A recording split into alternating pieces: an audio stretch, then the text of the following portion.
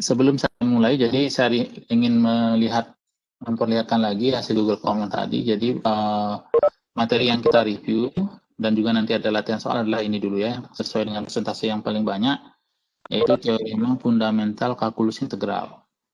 Oke, kemudian nanti kalau cukup integral tak tentu, kemudian latihan yang bersesuaian dengan materi tadi ini, dan ini karena dua-duanya sama ininya, kemungkinan ya seperti itu. Oke, baik. Nah, saya akan, jadi ini lihat lagi materi tentang ini ya, teorema fundamental kalkulus integral. Ya. Jadi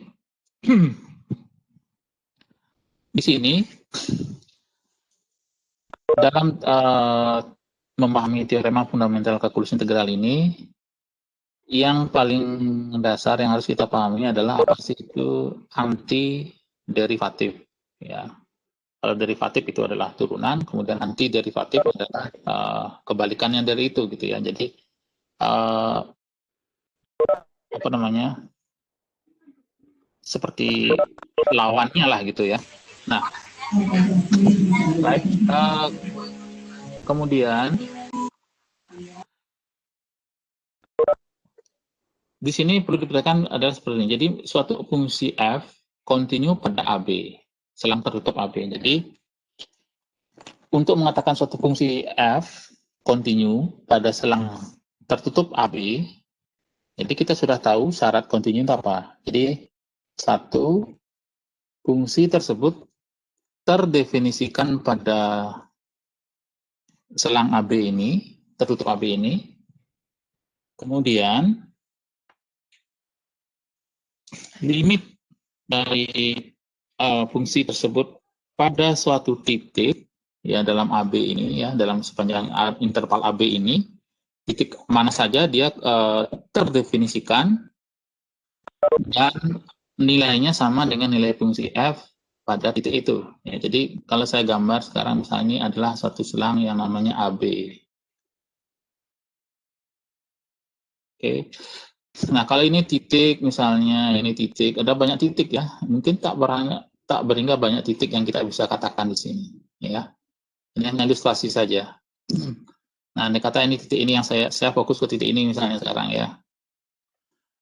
Jadi f pada titik ini terdefinisikan. Nah, itu dulu terdefinisikan dan ada nilainya.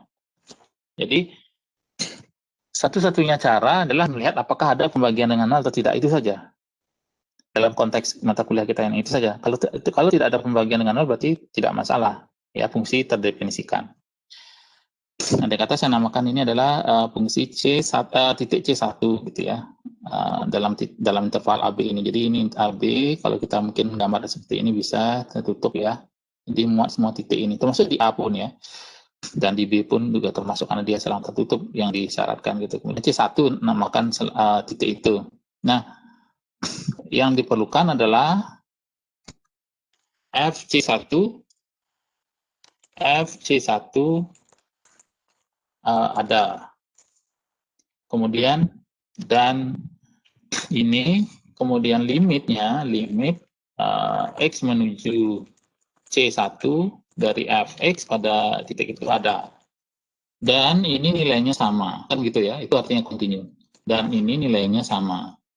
Saya tulis begini ya, sama. Jadi antara ini dan ini nilainya sama. Kemudian begitu juga untuk titik-titik yang lain yang ada dalam interval tertutup AB ini, sepanjang titik ini. Jadi itu maksudnya kontinu pada AB, selang tertutup AB. Kemudian suatu fungsi katakanlah G, sebenarnya tidak mesti G ya, kita bisa katakan F besar juga ya, F besar gini ya misalnya ya. Oke. Sebagian dari derivatif ya. Jadi tapi di sini saya gunakan G ya. Jadi G disebut anti derivatif ya, anti derivatif dari fungsi F ya, anti derivatif fungsi F. Jadi dia disebut dengan anti derivatif fungsi F, anti derivatif F pada AB ya, jika dan hanya jika G kontinu pada AB. Dan, nah jadi ada dua syarat yang harus dipenuhi oleh G ini. Yang pertama, continue pada AB juga. Jadi fungsi G yang saya akan gunakan, ya, nanti ke atas saya namakan tadi G, ya, terus saya tulis dengan warna berbeda G, ya, sebagai anti derivatif N juga continue. G continue pada interval tutup AB, itu maksudnya. Jadi sama dengan kondisi ini, G pada titik G1, G2, dan seterusnya nanti continue. Dan G kalau kita turunkan itu sama dengan Fx, ya. G aksen X sama dengan Fx. Gitu. Jadi artinya kalau kita ibaratkan titik-titik berapa yang menghasilkan Fx. Jadi misalnya kalau Fx sama dengan suatu fungsi yang ini, ya, Fx sama dengan X saja, suatu fungsi G berapa yang kalau kita turunkan, ya, sama dengan, oke, untuk saya ketik ini dia agak sulit. Oke, jadi misalnya Fx sama dengan X, gitu ya. Kemudian kita ingin mencari Gx ini berapa, suatu fungsi, ya, yang memenuhi G aksen X ini sama dengan Fx, gitu. Jadi kalau G-nya itu berapa agar kalau kita turunkan G atau G aksen X-nya sama dengan Fx. Nah, kita sudah mempelajari turunan kan, gitu ya. Jadi apa kira-kira? Nah, kita sebenarnya sudah tahu jawabannya, kan gitu ya. Kita sudah tahu jawabannya. Tetapi kenapa diperoleh jawaban seperti itu adalah dasarnya itu ini teorema fundamental kalkulus integral. Jadi G berapa? Nah, kita bisa kalau turunan suatu fungsi, jadi misalnya kita review dulu Fx sama dengan X pangkat N, maka F aksen X ini sama dengan N kali X pangkat N dikurangi 1. Jadi F aksen X sama dengan N kali X pangkat N dikurangi 1. Ya. Sehingga di sini kita bisa tebak kalau agar fungsi misalnya Gx menghasilkan nanti turunan sama dengan X, maka satu-satunya cara adalah Gx ini adalah apa? Jadi setengah kali X pangkat 2, gitu. X kuadrat. Kenapa? Karena kalau kita turunkan mengikuti ini, jadi setengah kali 2 kali X pangkat 2 dikurangi 1. Jadi 2 kali, jadi kalau diturunkan G aksen X,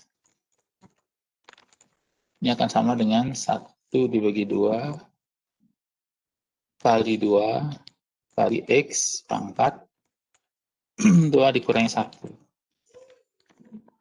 Ya, yang ini sama dengan X. Ya kan, ini 1, kemudian X pangkat 1 sama dengan X. Oke, jadi inilah Gx inilah yang disebut dengan antiderivatif X. Nah, kalau kita tidak menemukan antiderivatif gimana? Nah, apakah ada? Ya, pasti ada ya. Tapi kita tidak bicarakan di sini. Nah, apa gunanya antiderivatif? Dengan antiderivatif, karena kita sudah mempelajari turunan, maka kita bisa mencari antiderivatif ini dengan lebih mudah dibandingkan dengan menggunakan ini. Definisi dari ini, ya, integral berdasarkan, ini teorinya sebenarnya, luas area ini. Kemudian kita hitung partisi dan diupayakan mencari suatu jumlah atas dan jumlah bawah yang sama seperti ini. Contohnya 3B minus A, dengan jumlah atasnya juga 3B minus A, dan nilai ini, karena kalau dia sama baru kita bisa kan integral itu ada dan nilainya ini, gitu. 3B minus A. Oke. Nah, di sini saya sudah berikan contoh lagi, itu misalnya integral 1 sampai 4 X kuadrat. Nah, antiderivatif dari X kuadrat adalah GX sama dengan sepertiga X pangkat 3. Jadi kalau kita turunkan sepertiga X pangkat 3, hasilnya adalah 3/3 kali X pangkat 2 atau X kuadrat gitu ya. Kemudian saya balik ke sini dulu. Jadi untuk nilai integral tertentu, berarti G-nya tinggal kita masukkan saja GB dan GA. Jadi ini sebenarnya notasi yang sudah kita kenal sebenarnya. Jadi ini sama dengan ya sama pada dasarnya sama dengan begini. Jadi G ya seperti ini ya, GX ya, dengan X sama dengan A di sini, atau XA X sama dengan B gitu ya, sama dengan B. Oke, seperti itu. Jadi ini yang jadi GB dipanggil A. Dengan ini adalah antiderivatif. Tapi kalau kita sudah tahu rumusnya biasanya langsung dikerjakan gitu. Tapi di sini perlu pemahaman gitu ya. Jadi bahwa antiderivatifnya ada baru bisa ditarik. Nah, seperti ini tadi saya kembali lagi. GX-nya ini sekarang tinggal masukkan G4 dikurangi G1. G4 jadi G sepertiga X pangkat 3, G4 dikurangi G1, sepertiga kali 4 pangkat 3 dikurangi sepertiga kali 1 pangkat 3. Ya. Nah, kalau hitung ya, ini nilainya 21. Oke. Nah, seperti ini bisa ditulis ini, atau ininya cukup yang di sebelah kanan ya, nggak usah dikurung gini ya. Jadi seperti yang saya tulis tadi, jadi GX dengan apa namanya? Jadi GX seperti ini ya, yang ada A-nya di bawah gitu ya. A di sini misalnya, yang A di bawahnya gitu ya, tapi ini B di atasnya. Nah, ini kurang panjang ini.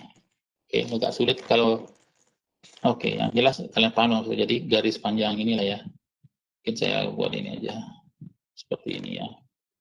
Ya, seperti yang kita ini ya. Cukup seperti ini juga boleh. Sehingga ini sepertiga kali ini sama seperti yang sudah kita lakukan kalau kalian belajar integral waktu selama atau yang sederajat. Oke. Sekarang kita lihat latihan di ini, yang mana yang relevan dengan itu adalah materi integral.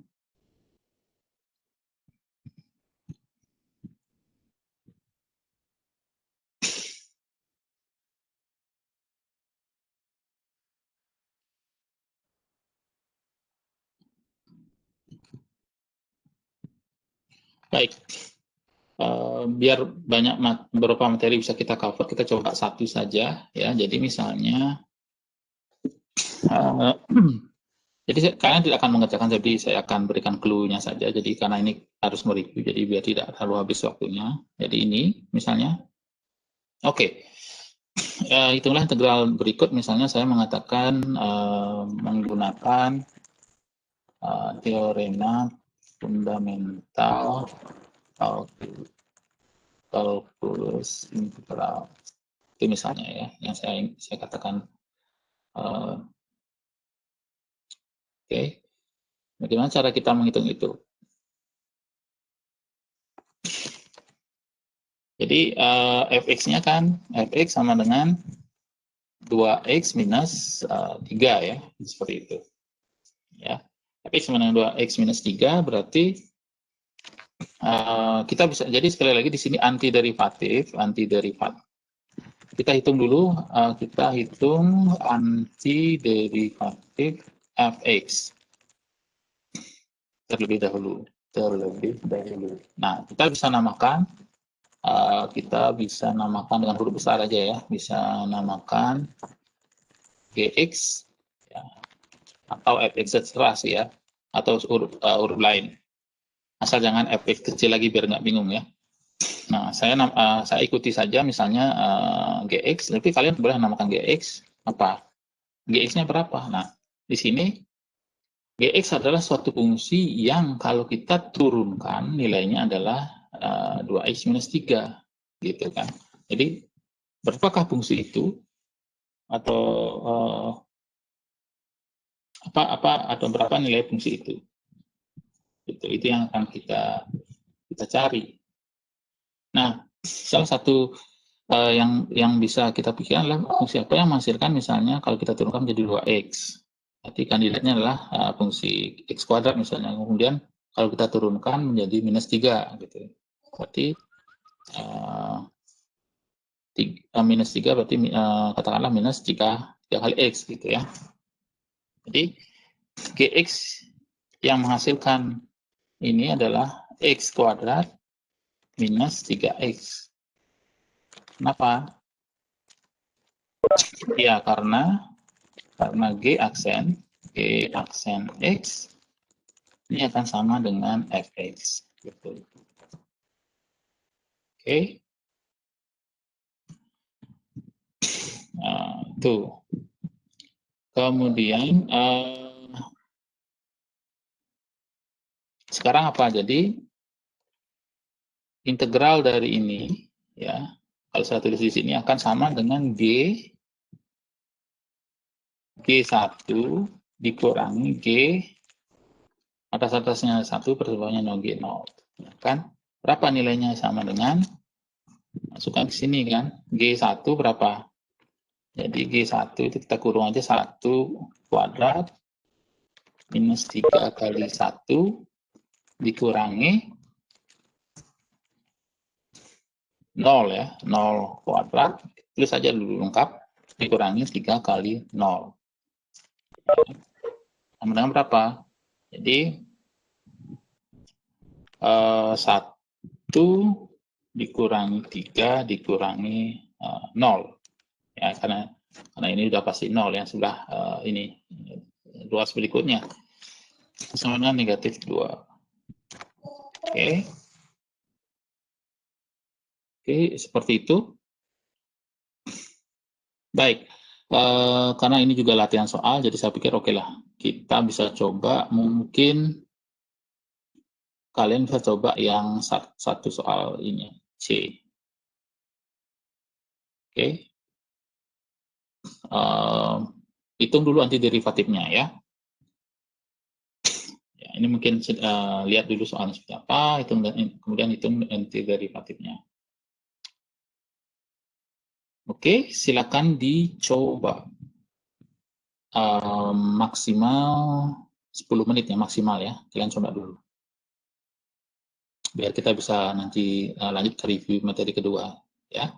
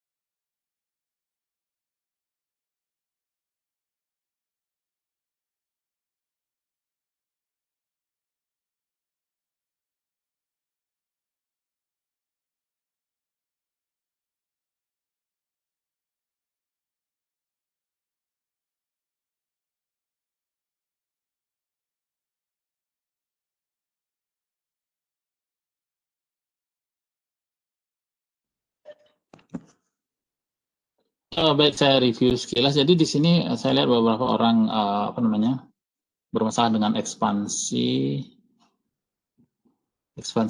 ini mungkin ya, kuadrat. Oke. Jadi ini akar A minus akar X kuadratkan. Tadi hanya kuadrat biasa sebenarnya, A minus B kuadrat gitu ya. Jadi dikuadratkan, kemudian di sini masih akar ya, akar A, akar X, atau lebih gampang sebenarnya ditulis dengan pangkat ini ya, berpangkat setengah ya. Kalau akar biasa ya, akar kuadrat, kecuali dia misalnya pangkat yang lain, itu juga tetap lebih gampang nulis begini ya. Jadi A minus 2A kali A pangkat setengah kali X pangkat setengah tambah X. Nah, antiderivatif dari F adalah ini. A, jadi yang bisa menghasilkan turunan A adalah AX. Jadi saya tulis F besar aja. Kalau mau pakai G, terserah H, apapun boleh ya, asalkan itu merupakan antiderivatif. Jadi A diturunkan jadi AX ya. Jadi A, kemudian 2 kali A pangkat setengah kali ini. Jadi A-nya di sini konstan ya. Konstan, jadi yang fokusnya adalah X. Nah, turunan agar menghasilkan X pangkat setengah adalah 2/3 X pangkat 3/2. Jadi kalau kita turunkan, kan ini turun, dikurangi 1. Jadi 3/2 kali 2/3, 1. Jadi X pangkat setengah. Untuk yang X adalah antiderivatifnya setengah X kuadrat. Oke, kita susun lagi. 4/3 A pangkat setengah X pangkat 3/2 ditambah setengah X kuadrat. Oke, kemudian dengan demikian kita akan peroleh seperti ini. Akar dari A minus akar X dikuadratkan sama dengan ini, FA minus F0. Jadi nilai antiderivatif dari ini pada batas atas dan batas bawah ya. FA-nya berapa, jadi masukkan A, kemudian F0. Kalau di sini F0, kita lihat kanan semua memuat X dan X-nya 0, berarti perkalian dengan 0 berarti 0. FA berarti masukkan A kali A, 4/3 kali ini A pangkat setengah kali 3/2 plus ini ya, gunakan aturan ini dalam pangkat, dan seterusnya akan diperoleh A kuadrat per 6. Oke, seperti itu. Baik, mudah-mudahan bisa menjawab pertanyaan atau masalah yang ingin direview. Jadi itu sudah ya dengan latihan soal. Kemudian kita lihat lagi. Yang kedua adalah integral tak tentu. Jadi 44 orang memilih ini. Kemudian kita lihat yang proporsi kedua, itu juga integral tak tentu. Oke, kita akan review lagi. Mudah-mudahan masih. Ya, waktunya saya minta 10 menit lagi ya. 10 menit lagi. Oke, integral tak tentu. Baik, saya akan review lagi. Jadi integral pada dasarnya awalnya bukan dari integral tak tentu ya. Jadi awalnya itulah karena menghitung luas area, maka asal muasalnya itu adalah integral tertentu ya, dengan batas atas bawah ya. Jadi itu menghitung luas area itu pada dasarnya motivasi awalnya. Nah, kemudian ada di situ integral gitu ya. Nah, bedanya dengan tadi, sama-sama kita bisa mencari ini antiderivatif dari ini sebenarnya ya. Cuma di sini cukup sampai antiderivatif saja, kemudian nanti ditambahkan suatu konstanta gitu saja pada dasarnya. Ya, jadi kita tidak menghitung nilai seperti G, misalnya kalau batasnya adalah AB, jadi kita tidak menghitung kalau andai kata saya namakan antiderivatifnya misalnya G, misalnya GB dikurangi A. Nah, ini kita tidak hitung pada integral tak tentu atau integral ini ya, yang tidak ada batas ininya. Jadi andai kata di dalam integral tertentu ini kan ada A di sini kan, ada B gitu ya. Nah, ini kita tidak lakukan itu di integral tak tentu gitu. Oke. Kemudian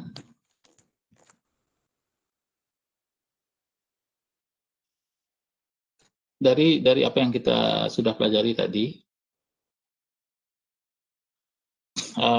apabila integral pada integral tertentu suatu konstanta alfa kita kalikan dari dengan integrannya ini.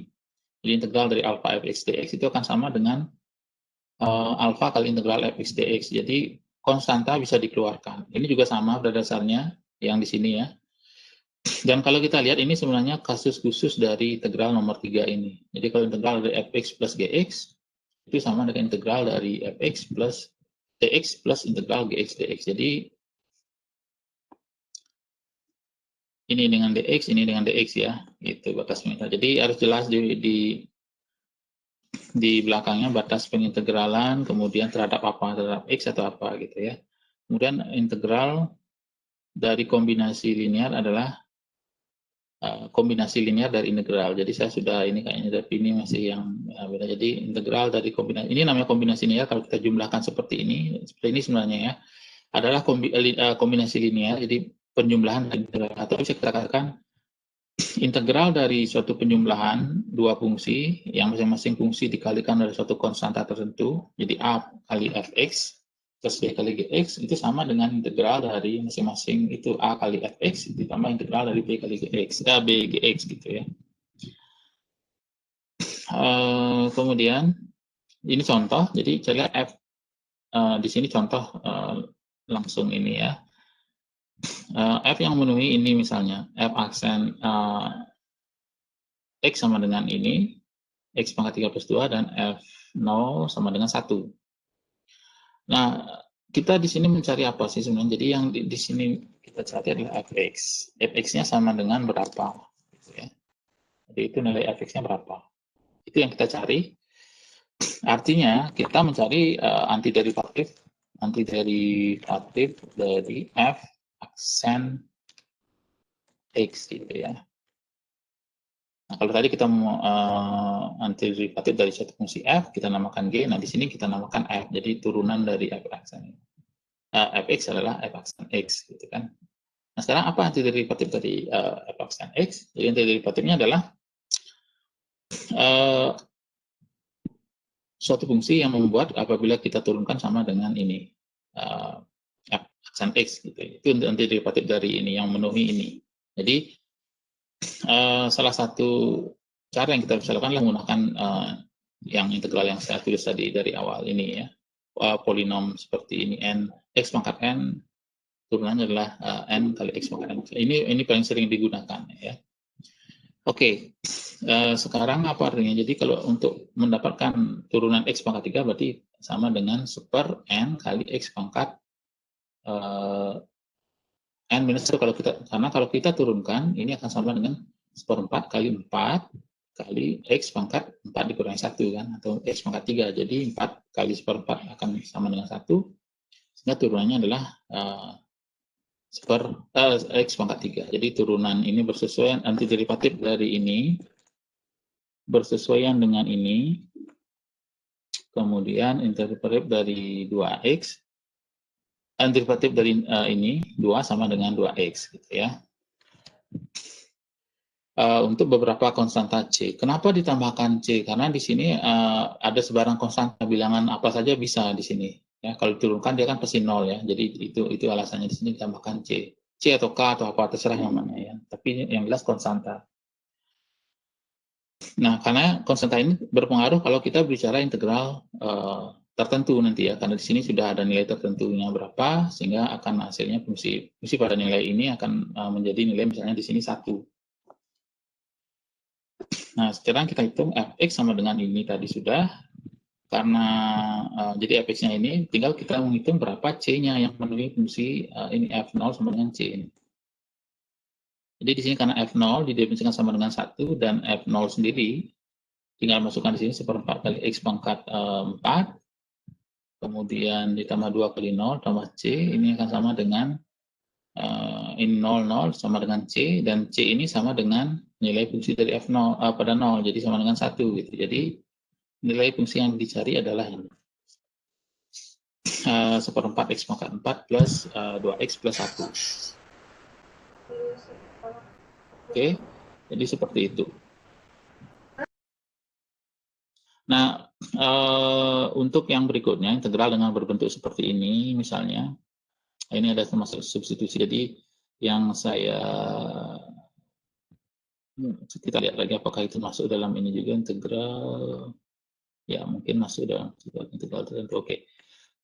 Mungkin langsung latihan saja kalau gitu biar masih ada waktu dikit. Saya minta waktu dikit lagi ya biar tidak tanggung reviewnya, review materinya. Mungkin ya yang ini sepertinya sudah kita coba.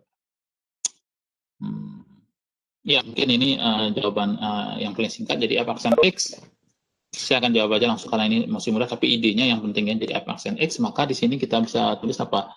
Kalau f aksen x sama dengan 2x plus 1, fx sama dengan apa? 2x minus 1. Jadi antiderivatif dari ini apa? Kalau kita turun, apa namanya? Sorry, fx-nya berapa ini? Fx-nya adalah berapa jadinya fx? Jadi f3 sama dengan 4. Fx-nya adalah integral dari f aksen x kan. Jadi integral dari ini kan. Integral dari 2x minus 1 kan gitu kan. 2x